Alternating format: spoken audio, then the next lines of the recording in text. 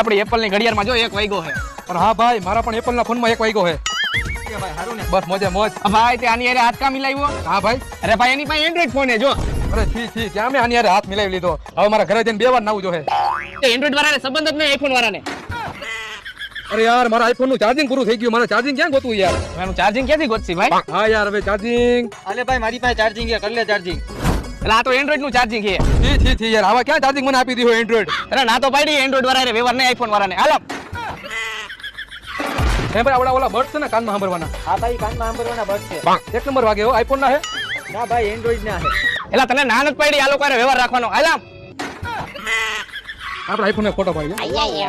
આમાં કનેક્ટ થઈ જાય આપણામાં આઈફોન. ભાઈ હવે તો હું તમારી હારે બેહી શકીશ. હા મેં આઈફોન લીધો, કયો હે? આઈફોન 6. હવે આ 3,000 રૂપિયામાં હાઈડર છે. એની કરતા 11 લેવાય, 12 લેવાય, 13 લેવાય, 14 લેવાય, આવા ડબલા લેવાય. હાલ ભાઈ હાલ.